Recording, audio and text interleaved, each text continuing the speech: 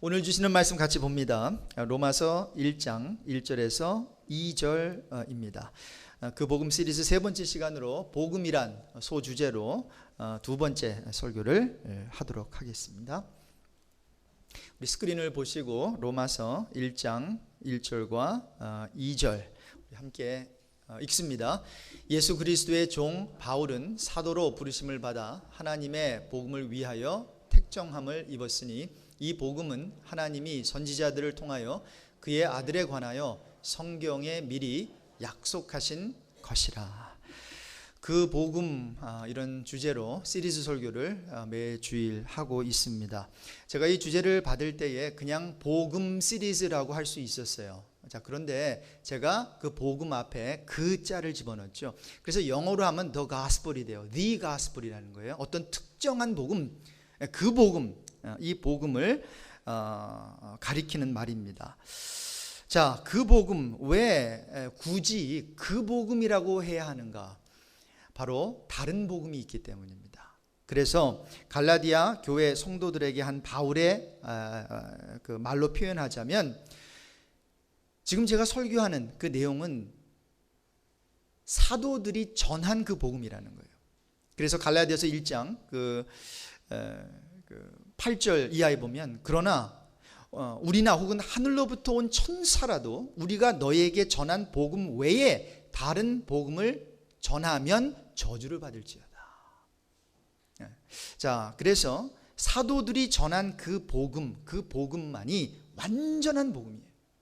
그 복음만이 진짜 복음이고 십자가 복음이다라는 것입니다. 그 외의 복음들은 여러분 조각난 복음입니다. 그 외의 복음들은 낡아 빠진 복음입니다. 그 외의 복음들은 특히 요즘 사람들이 추구하는 세속적 가치의 필요에 따라 만들어진 조작된 복음이 있을 수 있다라는 거죠. 자, 그래서 여러분 이번 기회에 제가 총 52 그 주일이 있잖아요. 그리고 52개의 주일. 자, 그런데 매 주일마다 제가 복음만을 설교하게 됩니다.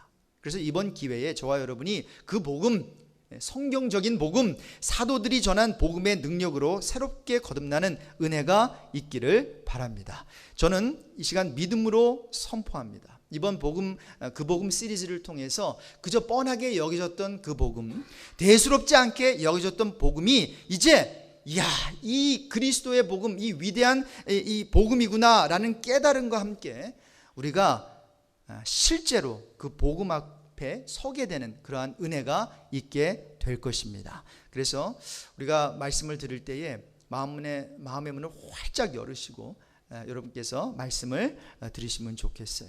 자, 우리가 그렇게 되려면 복음이 무엇인가, 이 복음의 참된 의미를 알아야 합니다. 여러분에게 묻습니다. 여러분에게 복음은 어떤 의미가 있습니까? 여러분 자신에게 한번 물어보세요. 굉장히 중요한 질문입니다. 이 복음은 나에게 어떤 의미가 있는가? 복음이 도대체 여러분에게 어떤 의미를 가져다 줘요? 지난주에 복음은 제가 누구의 복음이라고 말씀드렸습니까? 복음은 여러분 기억하시네요. 하나님의 복음이라고 말씀드렸어요. 사도 바울은 그래서 이 하나님의 복음을 위하여 택정함을 받고 이 복음을 전하는 사도로 부르심을 받았지요. 그래서 오늘 본문에 보면 로마서 1장 1절 이하에 예수 그리스도의 종 바울은 사도로 부르심을 받아 하나님의 복음을 위하여 택정함을 입었다, 이렇게 자신을 소개하고 있는 것입니다. 자, 이렇게 복음은 하나님의 복음이기 때문에 이 복음에는 이것이 나타나지 않을 수가 없어요. 이 복음은 하나님께 속한 복음이자 하나님의 복음이기 때문에 바로 그 복음에는 능력이 나타납니다.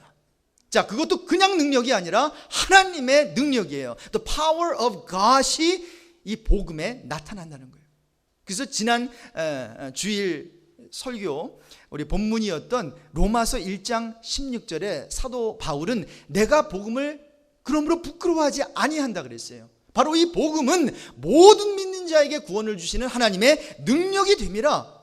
먼저는 유대인에게요, 그리고 헬라인에게로다. 전 세계인을 위한 어떤 복음의 그 능력이라는 거죠. 자, 그러므로 여러분, 저와 여러분이 전해받은 이 복음은 먼저는 하나님의 복음이고 두 번째로 하나님의 능력이 됩니다. 자, 그렇기 때문에 제가 강조해서 말씀드립니다. 절대로 이 복음을 부끄러워하지 마십시오. 감추지 마십시오. 오히려 복음을 자랑하시는 여러분 되시기 바랍니다. 복음 때문에 기뻐하고, 복음 때문에 살고, 복음 때문에 살만 나고, 그리고 평생 복음을 전하십시오. 근데 여러분, 안타까운 것은 저와 여러분이 그렇게 사냐는 거예요. 여러분, 우리는 복음 때문에 살고 복음 때문에 죽어야 되는데 우린 복음 때문에 그렇게 살지 않잖아요. 어떠세요? 만약에 사시는 분이 계시면 할렐루야고요. 그렇게 복음 때문에 복음의 능력으로 살지 못한다면 왜 그럴까? 한번 오늘 설교를 들으면서 우리의 신앙의 어떠한 그 위치, 어디까지 내가 이 신앙에 와 있는가 한번 점검해 봤으면 좋겠어요. 여러분, 하나님께서는 분명히 우리에게 복음을 주셨고 그 복음은 구원을 주시는 그분의 능력이 된다 했는데 왜 복음이 우리 삶에 경험되지 않느냐는 거예요. 이것이 참된 복음이고 이것이 완전한 복음이야, 값진 복음이야, 능력의 복음인데 왜 그 복음의 능력이 내 삶에 나타나지 않느냐는 거예요. 혹시 이 복음이 나 하나도 변화시킬 수 없는 복음이 되어버리지는 않았습니까? 나 하나도 만족시키지 못하는 복음, 나 하나조차 움직일 수 없는 복음, 별 볼 일 없는 복음이 되어버리지는 않았는지 한번 우리 자신에게 질문해 보자는 거죠. 여러분, 이 질문 정말로 중요한 질문입니다.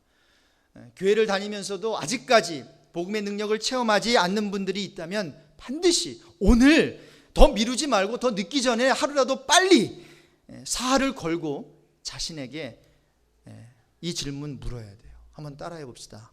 복음의 능력이 내 안에 나타나고 있는가? 여러분, 나타나고 있지 않다면 무엇이 문제인지 정확하게 진단이 필요해요. 그리고 그 진단과 함께 처방이 필요합니다.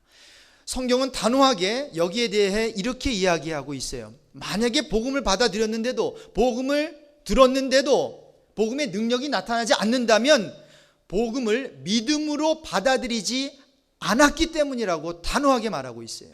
자, 히브리서 4장 1절과 2절을 같이 읽겠습니다. 그러므로 우리는 두려워할지니 그의 안식에 들어갈 약속이 남아있을지라도 너희 중에는 혹 이르지 못할 자가 있을까 함이라. 그들과 같이 우리도 복음 전함을 받은 자이나 들은 바 그 말씀이 그들에게 유익하지 못한 것은 듣는 자가 믿음과 결부시키지 아니함이라. 특별히 2절을 보세요. 그들과 같이 우리도 복음 전함을 받은 자라는 거예요. 다 들었다는 거예요. 그들도 듣고 우리도 들었어요. 자, 그런데 그 말씀, 바로 그 복음이 그들에게 유익하지 못한 것은, 그 복음이 실제로 그들에게 능력을 발휘하지 못하는 것은 듣는 자가 어떻게 해요? 믿음과 결부시키지 아니했기 때문이라고 히브리서 저자는 말하고 있는 거예요. 복음에 문제가 있는 것이 아니죠. 그 복음을 들은 사람이 믿음으로 결합시키지 않아서, 믿음으로 받아들이지 않았기 때문이라는 거예요. 복음을 믿음과 결부시키지 못하는 경우 세 가지가 있어요. 첫 번째, 복음에 무지하기 때문입니다. 그러니까 복음을 아예 모르는 거예요. 자, 복음을 모르니까 믿을 수 있어요, 없어요? 믿을 수 없어요. 복음을 모르니까 믿지 못하는 것이에요. 자, 복음을 듣지도 못했으니까 못 믿는 거, 안 믿는 게 아니에요. 못 믿는 거예요. 자, 이 같은 안타까운 현실을 보면서 사도 바울이 로마서 10장 14절 이하에 이런 얘기를 했죠. 그런즉 그들이 믿지 아니하는 일을 어찌 부르리요? 듣지도 못한 일을 어찌 믿으리요? 전파하는 자가 없이 어찌 들으리요? 보내심을 받지 아니하였으면 어찌 전파하리요? 전파하는 자 없으면요, 들을 수 없다는 거예요. 들을 수 없으면 믿을 수 없다는 거예요. 자, 그렇기 때문에 저와 여러분이 이 세상에 태어나서 가장 귀한 일을 할 수 있는 것이 한 가지가 있는데 그것은 복음 증거예요. 복음을 전하는 일. 그래서 아름답도다 좋은 소식을 전하는 자들의 발이요 그랬잖아요. 그래서 저와 여러분은 기회가 있는 대로 기회를 사면서까지 복음을 열심히 전해야 됩니다. 참 감사한 것은 우리 교회가 이제 자체 전도지를 이제 만들었어요. 우리 교회에 나오시는 한 장로님을 통해서 아주 퍼스널라이즈하게 3,500장을 만들었어요. 여러분, 전도지는 싸구려로 만들면 다 버립니다. 그렇죠? 그래서 전도지는 조금 고급스러워야 돼요. 조금 하나님의 말씀이 들어가 있기 때문에 이걸 버리면 아깝다 할 정도로 조금 만들어줘야 돼요. 아니면 싸구려로 만들어도 떨어진 거 줄 수 있는 전도지로 만들어야 돼요. 그래서 저는 한때 돈 전도지를 만들었어요. 사람은 다른 거 안 주는데 돈은 다 주더라고요. 그래서 제가 돈으로 이렇게 전도지를 만든 적이 있어요. 하여튼 여러 가지 우리가 생각을 해서 이제 전도지를 만들었어요. 3,500장을 만들었는데 500장은 한국말로, 1,000장은 중국말로, 1,000장은 영어로, 나머지 1,000장은 스페니쉬로 만들었어요. 이제 이것과 함께 또 우리 교회에서만 사용할 수 있는 전도 교육 책자를 만들었습니다. 그래서 2월 첫 번째 주일부터 이제 복음이 이끄는 삶이란 타이틀로 7주 동안 진행이 됩니다. 여러분들을 초청합니다. 자, 그래서 우리가 이 복음에 합당한 생활을 하기 위해서 먼저 복음으로 무장하고 복음을 배우고 그 다음에 복음을 전하는 이제 교회가 될 것입니다. 자, 그런데 안타까운 것은 뭐예요? 복음에 어떤 복음을 믿음과 결부시키지 못하는 사람들이 있다는 거예요. 왜 그래요? 복음에 무지하기 때문에. 그래서 저와 여러분 이제 복음을 전해야 돼요. 자, 두 번째 경우가 있습니다. 복음을 믿음과 결부시키지 못하는, 복음에 무관심하기 때문입니다. 자, 복음은 들었긴 들었어요. 그런데 어떻게 됐습니까? 소홀히 듣는다는 거예요. 왜? 복음에 관심이 없기 때문에 그래요. 자, 관심이 없으니까 복음을 자세히 들여다보지 않겠죠. 여러분은 어떠십니까? 무엇에 관심이 있으십니까? 오늘 아침 설교를 들으시면서 한 가지 이 결론을 내리고 이 자리를 떠나셔야 돼요. 내가 이제부터 이 세상에 살면서 가장 큰 관심을 기울여야 되는 것은 다른 것이 아니다. 돈이 아니다. 내 직장이 아니다. 내 자녀도 아니고 내 남편도 아니고 바로 복음이다. 여러분, 이 사실, 이러한 결론을 여러분 내리시면서 이 성전을 떠나가셨으면 좋겠어요. 여러분, 이 복음이 우리를 살리기 때문이에요. 이 복음 없으면 우리는 죽기 때문이에요. 자, 그런데 많은 사람들이 복음에 무관심해요. 무관심하기 때문에 능력이 안 나타나는 거예요. 마지막으로 복음을 믿음과 결부시키지 못하는 세 번째 경우가 있는데, 복음을 무관심할 정도가 아니라 그냥 무시해버려요. 무시하기 때문입니다. 여러분, 왜 그럴까요? 왜 사람들이 이 굿뉴스라고 하는 이 복음을 왜 무시해버리는 걸까요? 복음이 미련한 것으로 보이기 때문입니다. 여러분, 왜 복음이 미련한 것으로 보이는가는 제가 잠시 후에 설명을 해드릴 텐데, 미련해 보이는 거예요. 복음보다 더 좋은 게 이 세상에 있어 보이는 거죠. 그래서 복음을 받아들이지 않는 거예요. 들어도 무시해버리는 거예요. 하지만 구원을 받는 믿는 자에게는 분명히 성경에 기록되기를 하나님의 능력이 된다고 기록하고 있어요. 자, 그래서 이 사실을 사도 바울은 고린도 교회에게 보낸 편지에서 다음과 같이 설명하고 있죠. 고린도전서 1장 22절 이하에 보니까 유대인은 표적을 구한다는 거예요. 복음을 구하는 게 아니라. 헬라인은 지혜를 찾아요. 그러나 우리는 십자가에 못 박힌 그리스도를 전하니 유대인에게는 꺼리끼는 것이요 이방인에게는 미련한 것이로되, 24절에 보니까 오직 부르심을 받는 자들에게는 유대인이나 헬라인이나 그리스도는, 다른 말로 하면 그리스도의 복음은 하나님의 능력이요 하나님의 지혜니라. 여러분, 복음은 이와 같이 이 세상 사람들에게는 하찮게 여겨진다는 거예요. 그러나 믿는 우리에게는 하나님의 능력이요 하나님의 지혜가 돼요. 자, 그래서 하나님의 능력인 복음이 나에게 힘을 주지 못하는 이유는 무엇이라고요? 복음에 문제가 있어서요? 아닙니다. 내가 문제라는 인식이 필요해요. 한번 따라해 볼까요? 내가 문제구나. 여러분, 복음을 제대로 알기 위해서 첫 번째로 내가 문제구나, 이러한 인식하는 은혜가 있기를 바랍니다. 자, 그렇기 때문에 이 복음은 나로부터 시작하면 절대로 안 됩니다. 이것이 복음을 제대로 알기 위해서 두 번째로 인식되어야 하는 부분인데, 죄송합니다. 따라해 볼게요. 복음은 나로부터 시작하지 않는다. 여러분, 굉장히 중요한 것입니다. 복음은 나로부터 시작해서도 안 되고 시작할 수도 없어요. 그러면 누구에게부터 시작합니까? 하나님으로부터 시작돼야 됩니다. 왜? 하나님의 복음이기 때문에. 하나님으로 출발하는 게 복음입니다. 그래서 여러분 잘 들어보세요. 복음은 1차적으로 나에 대한 것이 아니에요. 나를 위한 것도 아니에요. 그러면 누구에 대한 것이고 누구를 위한 것인가? 하나님에 대한 것이고 하나님을 위한 것이에요. 자, 내가 중요한 게 아니에요. 누가 중요한 거예요? 하나님이 중요한 거예요. 자, 그래서 복음을 깨달으면 깨달을수록 저와 여러분의 시선은 나에게로부터 그분에게로 돌리게 되어 있어요. 자, 따라서 복음에 합당한 삶을 살기 위해서는 자꾸 우리가 신앙생활하면서 왜 이렇게 부자유스러워지고 왜 이렇게 신앙생활이 힘들게 느껴지는가? 여러분, 그 이유를 제가 말씀드릴게요. 복음에 합당한 삶을 살기 위해서는 내가 해야 하는 나의 to-do list, 내가 해야 되는 어떤 리스트를 묵상하기 이전에 예수님의 done list, D-O-N-E, 십자가에서 예수님이 이루신 그 일을 먼저 묵상해야 됩니다. 그래야 예수 그리스도가 나를 위해서 십자가에서 이런 일을 해주셨구나, 나를 위해서 돌아가 주시고 나의 죄를 사해 주시고 그분의 의를 나에게 전가시켜 주시고 나의 죄는 가져가 주시고 하는 이러한 done list, Jesus' done list를 묵상하지 않고는 여러분, 나의 to-do 리스트는 하나에서 10가지 부담스러운 조항밖에 되지 않습니다. 그리고 그 to-do 리스트를 아무리 밤낮으로 지킨다고 해도 그거 가지고 하나님께 나아가고 그거 가지고 예수님께 나아가면 칭찬받지 않습니다. 행악한 자라고 말합니다. 불의를 행한 자라고 말합니다. 아니, 예수님 당신의 이름으로 귀신도 쫓아내고 병든 자도 고치고 이런 일 저런 일 하지 않았습니까? 아니라는 거예요. 아니라는 거예요. 여러분, 우리는 하나님 앞에 우리의 행위를 가지고 갈 수 있는 게 없는, 우리는 우리의 행위를 요만큼도 가져갈 내놓을 수 없어요. 우리의 공로 하나도 없습니다. 그러면 누구의 공로? 예수 그리스도의 십자가의 공로만 필요한 줄로 믿습니다.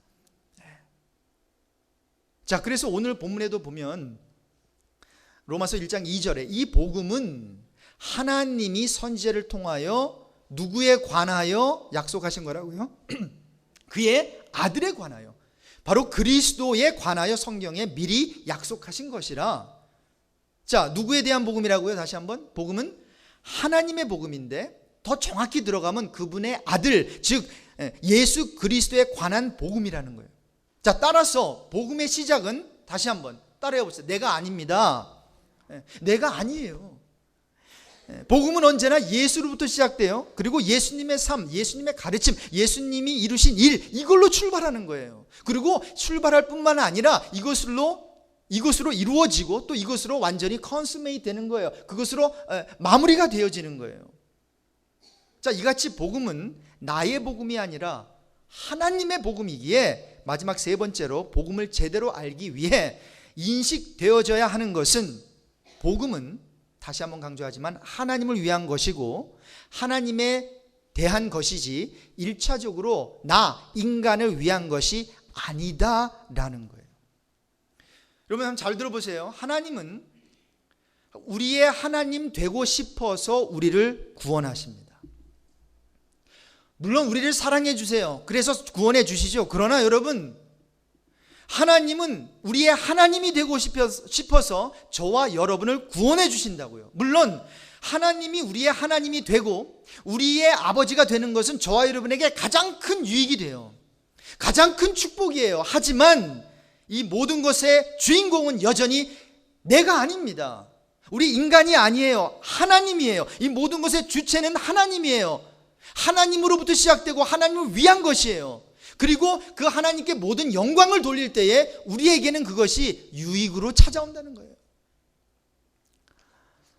그래서 기독교는 난 없음, 난 부인됨, 난 사라짐에서 출발하는 것이고, 이 같은 아주 중요한 기독교 신앙의 출발을 예수님은 다음과 같이 설명해요.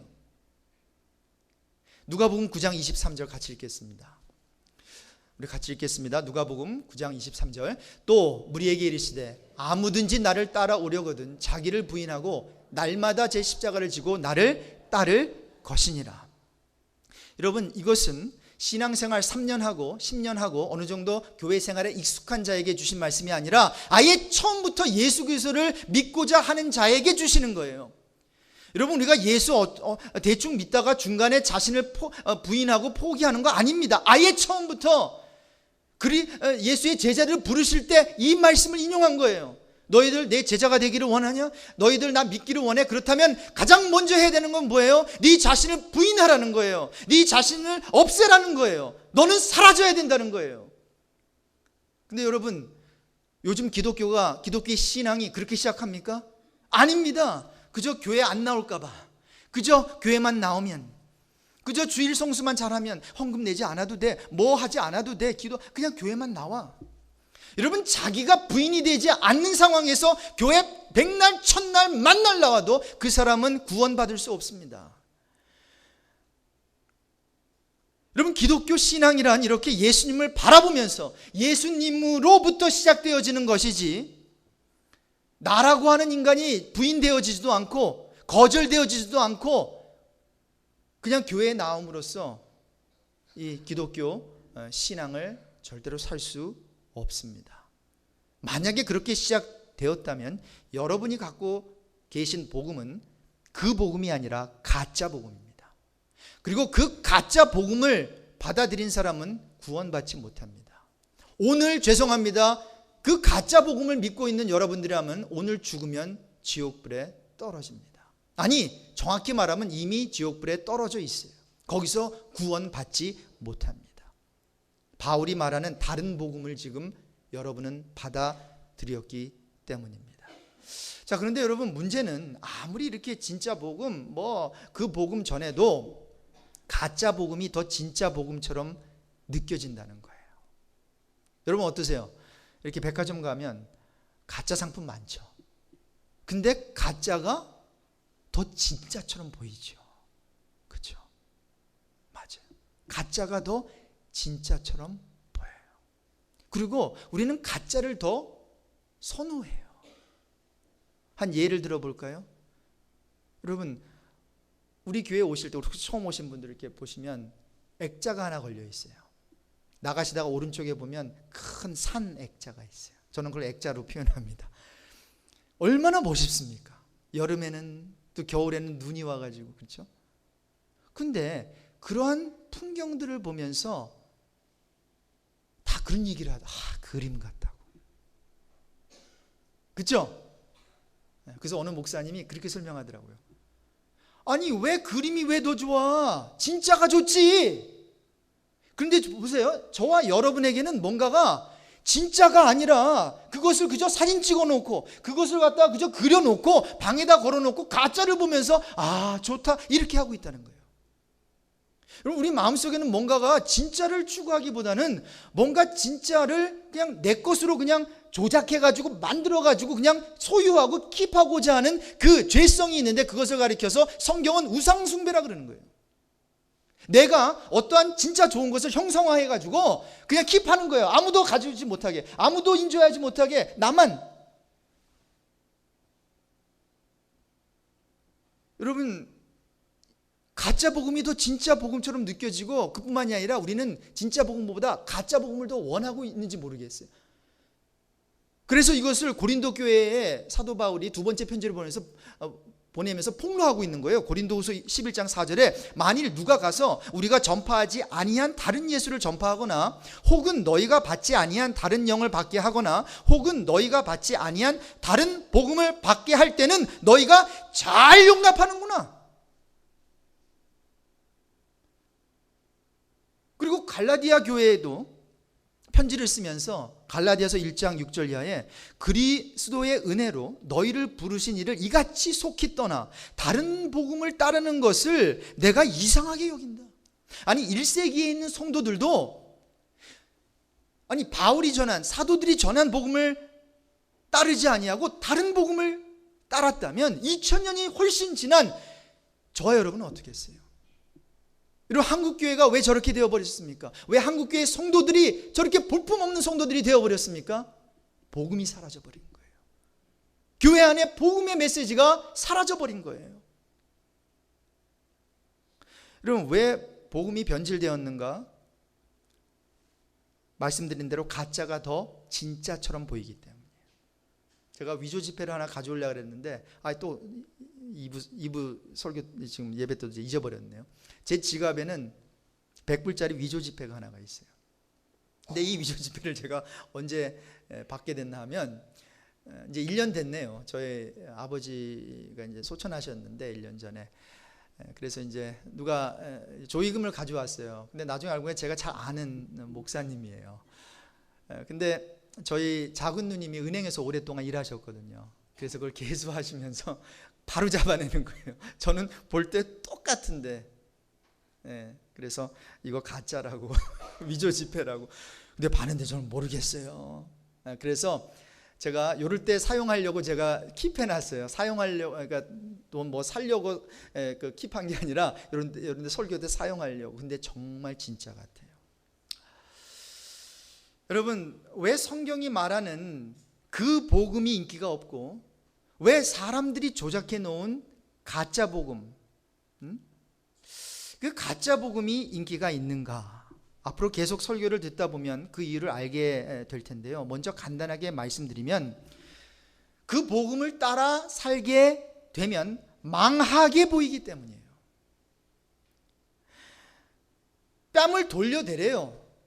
걷어달라면 속옷까지 주래요. 오리를 가고자 하는 자에게 심리를 가주래요. 내 자신을 부인하고 날 낮추래요. 주는 것이 받는 것보다 낫대요. 큰 자가 되려면 섬기래요. 낮아져야 된대요. 하나같이 매력 없는 메시지 아니에요? 자, 그렇기 때문에 세상 사람들뿐만이 아니라 이렇게 여러분처럼 교회에 나와서 설교를 듣는 자들도 설교 들을 때는 은혜가 있다 이렇게 말들은 하지만 이런 얘기를 하는 거예요. 목사님, 설교 말씀은 굉장히 은혜스러운데요, 그 말씀 따라 살면 이 세상에서 망합니다. 여러분 그런 얘기 듣지 않습니까? 그래서 그 말씀 안 따라요. 그 복음 따라서 살지 않습니다, 성도들이. 여러분 그래서 사람들은 일단 천국은 좀 가야 되겠고 들어두면 좋을 든든한 보험 정도로만 복음을 받아들이고는, 여러분 그 다음부터는 물질주의와 결합해 물질을 우상화하도록 만드는 기복신앙적인 복음을 선호하고요, 나 자신을 위해 하나님을 이용하도록 만들어버리는 싸구려 거짓 복음을 좋아하기 때문에 이 시대는, 저와 여러분이 살고 있는 이 시대는 가짜 복음, 다른 복음이 참된 복음을 대신하고 있는 것입니다. 자, 여러분 이러한 현실 누구를 탓하겠어요? 여러분 설교자만 탓하지 마십시오. 설교를 듣고 있는 여러분도 탓하셔야 됩니다. 내 귀에 좋은 설교를 들려주시오. 내가 힘을 얻을 수 있는 설교를 들려주시오. 그 요구에 많은 설교자들이 기빈하고 달콤한 맛있는, 그러나 내 영혼을 죽이는 그 메시지를 간혹 선포한다라는 거죠. 여러분 안타까운 것이 있습니다. 이 시대에서 그리스도의 복음은 세상에서만 외면당하고 있지 않습니다. 교회 안에서마저 외면당하고 있고요, 설교 강단에서 지금 밀려나고 있습니다. 따라서 저와 여러분의 책임은, 가장 먼저 첫 번째 책임은 이러한 안타까운 영적 현실 속에 있다는 것을 마음속 깊이 자각하고 한시라도 빨리 복음으로 돌아와야 한다는 거예요. 지금이라도 복음을 깨닫고 제대로 깨닫고 알아야 한다는 거예요. 자, 그러기 위해서는 먼저 제가 여러분께 부탁을 드립니다. 두 가지 부탁. 첫 번째, 내 귀에 듣고 싶은 설교를 듣기보다 내가 들어야 하는 설교를 여러분 들으십시오. 그렇게 하실 수 있겠어요? 여러분 그 기도 제목을 하나님께 아뢰세요. 하나님, 내가 듣고 싶은 설교가 아니라 내가 들어야 하는 설교 듣게 해주십시오. 그리고 두 번째로 내 삶에 무엇이 정말로 중요한지를 알아야 합니다. 여러분, 저와 여러분은 우리가 생각하는 것보다 훨씬 안타까운 영적 현실 속에 우리는 살고 있어요. 우리 교회도요. 저와 여러분은 무엇이 정말로 중요한지 잘 모르는 것 같아요. 자, 제가 묻습니다. 여러분에게 오늘 이 시간 뭐가 가장 중요해요?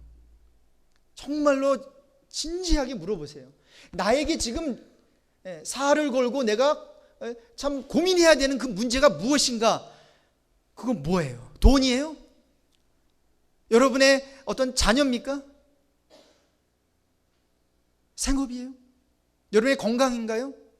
정말 여러분에게 중요한 것이 뭐예요? 특별히 교회를 하면서 우리 교회를 섬기는 중직자들은 여러분의 관심, 우리의 관심이 뭐냔 말이에요. 여러분에게 무엇이 가장 중요해요? 신앙생활을 하면서 무엇이 여러분의 관심사예요? 여러분, 교회 재정입니까? 교회 프로그램을 더 많이 만드는 거예요? 교회 시설 관리하는 거예요? 아니면 세상에서 기독교 문화를 만들어가는 게 가장 중요합니까? 네, 이런 게 다 필요하지요. 하지만 절대적인 것은 아닙니다. 이런 거는 없어도 되는 거예요. 잘 안 돼도 돼요. 매끄럽게 교회가 이런 행정적으로 돌아가지 않아도 된다는 거예요. 자, 그렇다면 가장 먼저 추구해야 하는 것은 이런 것들이 아니다라는 결론이 나오잖아요. 그럼 뭐냐는 거예요. 최근에 제가 이름을 밝히면 여러분이 아실 만한 음악 교수님을 만나서 식사를 같이 한 적이 있습니다. 그분은 LA에서 참 정말 제가 볼 때는 가장 좋은 교회 건물을 가진 그 교회에서 지휘를 하고 계세요. 근데 그 교회가 몇 번 갈라지면서 이제 몇백 명밖에 남지 않았는데 최근에 어떤 젊은 목사님이 오셨다고 해요. 그런데 이렇게 밥을 먹다가 동성애에 대한 디스커션이 나왔어요. 그런데 그 교수님이 이런 얘기를 하더라고요. 우린 그것보다 더 중요한 문제가 있습니다. 그러니까 동성애보다 더 중요한 문제가 있다는 거예요. 뭔데요, 교수님? 교회 재정입니다. 그러니까 교회가 크니까 교회 재정이 안 돌아간다는 거예요. 그래서 교회 재정이 넘버 원 프라이어리티라는 거죠. 교회가 다시 서야 하는 것이 우리의 우선순위이기 때문에 동성애에 대한 편애적인 발언은 우리 교회에서 아예 말도 끄집어낼 수 없습니다. 굉장히 자랑스럽다는 듯이 그렇게 얘기하더라고요. 만약에 당회에서 재직회에서 동성애가 이렇느니 저렇느니 이렇게 잘못 발언하면 그랬다간 왕따 당합니다. 목사님 그러더라고요. 지휘하는 분이에요. 성가를 부리는 분이에요. 그러면서 저는 입이 딱 벌어졌어요. 먹던 음식이 다 그냥 흘러내릴 정도로 막 그런 느낌, 입이 딱 벌어졌어요. 그러면서 나오는 표현이 있었습니다. 물론 겉으로는 표현 안 했지만 나 원참.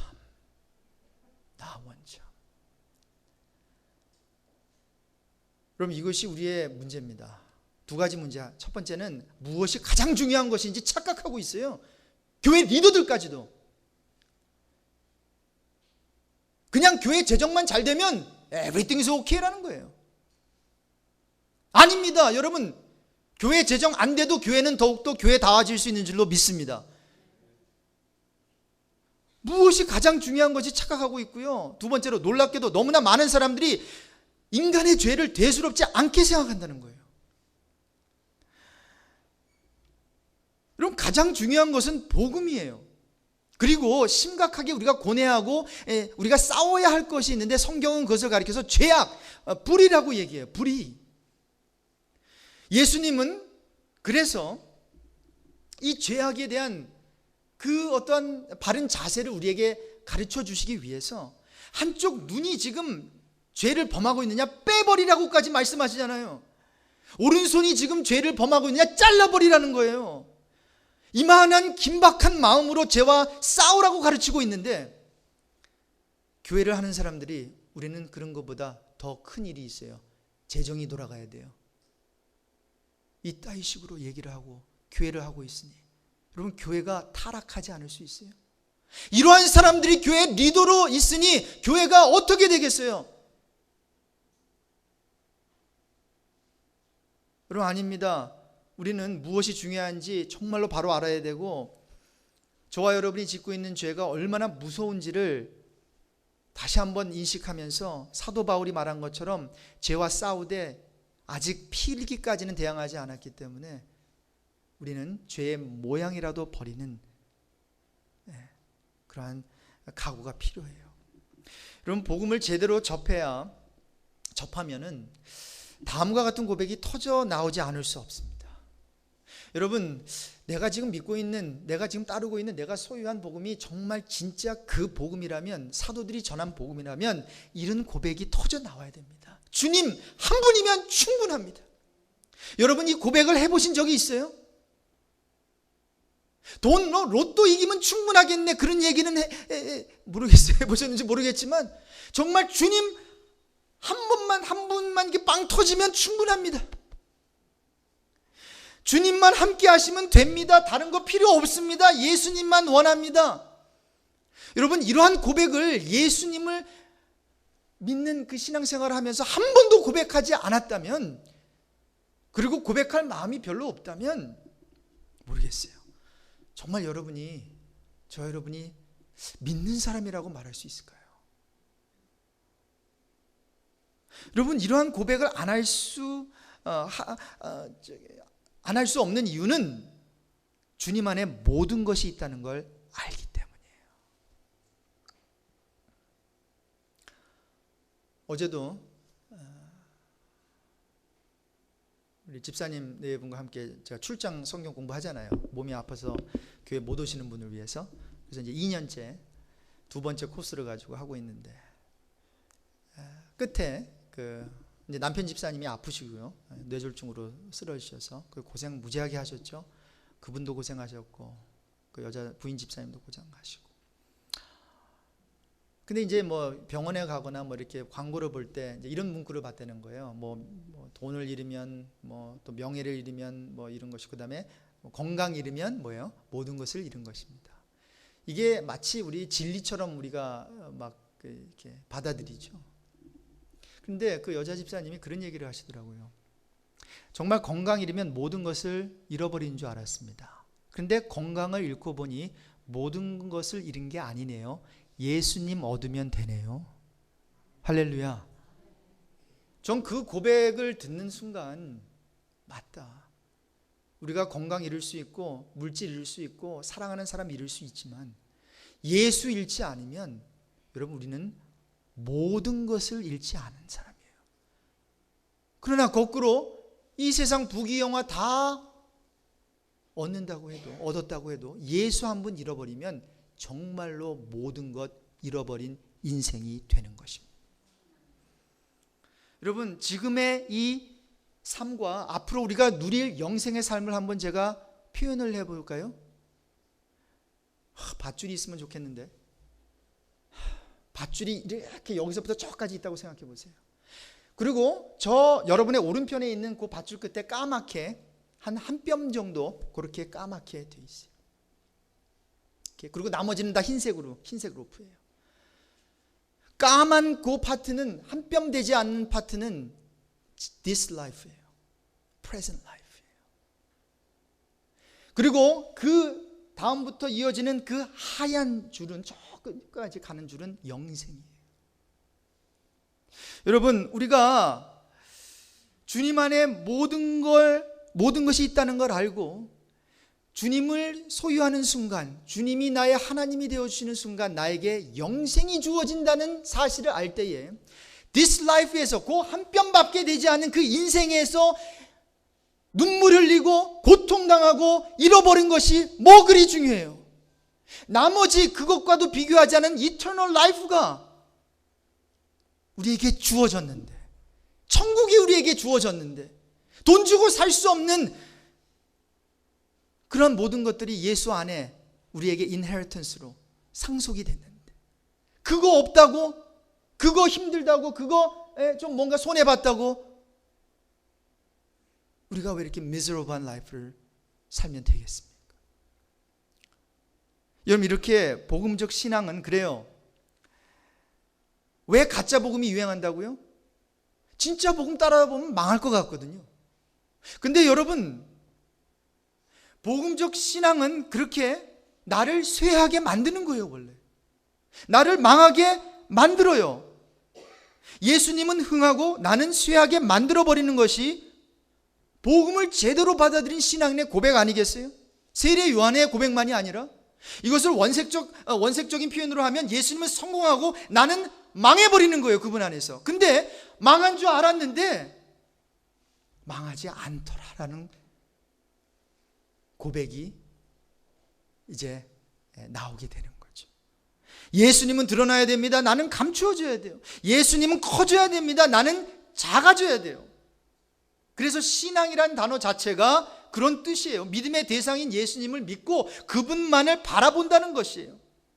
그리고 그렇게 그분만을 바라보면서 나라고 하는 인간은 뭐예요? 점점 배제되는 거예요. 없어지는 거예요. 그 그리스도 예수 안에서 나는 사라져버리는 거예요. 자, 따라서 여러분, 절대 자아에서 신앙이 출발하게 되면 많은 분들이 지금 그렇게 예수를 믿고 있지요. 회개도 제대로 하지 아니하고 내 자아가 부인도 되지 않으면서 그냥 교회만 나와요. 그런데 결국 그렇게 절대 내 자아가 부인되지 아니하고 철저한 회개 없이 예수님을 어설프게 믿고 그렇게 신앙생활 하게 되면 결국 구하게 되는 것은 나의 행복입니다. 나의 필요입니다. 나의 만족입니다. 나의 감정, 이것이 가장 중요한 거예요. 자, 그런 사람들이 교회에 하나둘 많아지다 보니 교회가 자신이 부인되지 아니하고 자신이 더 시퍼렇게 살아나고 그러다 보니까 뭐 하는 겁니까? 싸움질하고 누가 더 훌륭하니, 누가 더 잘났느니, 그러한 행동들을 하다 보니 천국이 되어야 되는 교회가 지옥이 되어버리는 경우가 많고, 예수님을 믿으려고 교회에 들어왔다가도 하나같이 잘난 의인들밖에 없는 모습을 보고 나 같은 죄인은 교회에 있으면 안 되겠구나 하고 교회를 떠나는 사람들이 있다는 거예요. 여러분, 교회는 잘난 의인들이 있는, 바리새인, 서기관들이 있는 곳이 교회가 아닙니다. 바로 죄인인 텍스 컬렉터, 그렇죠? 네. 세리, 그 당시에 가장 죄인으로 취급받던 세리들이 교회에 나와야 됩니다.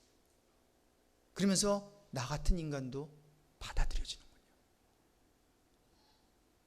여러분, 이것이 복음입니다. 그리고 뭐예요? 그분이 홀로 영광 받으시는 거예요. 사랑받지 말아야 되는 사람이 사랑받고, 천국까지 말아야 되는 그 사람이 천국 보내주는 거예요. 오로지 예수 공로로, 십자가의 은혜로. 그래서 하나님께서 영광 받으시는 겁니다. 결론입니다. 여러분, 우리는 복음을 위하여 살아야 합니다. 사도 바울도 이렇게 복음을 위하여 부르심을 받았어요. 저와 여러분도 마찬가지입니다. 이 복음 안에서 부르심을 받았고 이 복음을 위하여 택정함을 입은 자들입니다. 그래서 이제 앞으로 우리가 살아야 할 목적은 딱 하나예요. 복음밖에는 없습니다. 우리 인생을 한 문장으로 표현하자면 난 복음 때문에 살았습니다. 난 복음 때문에 살고 있습니다. 난 복음 위에 죽을 겁니다. 여러분, 이런 멋진 신앙 고백을 우리 모두 하게 되기를 바랍니다.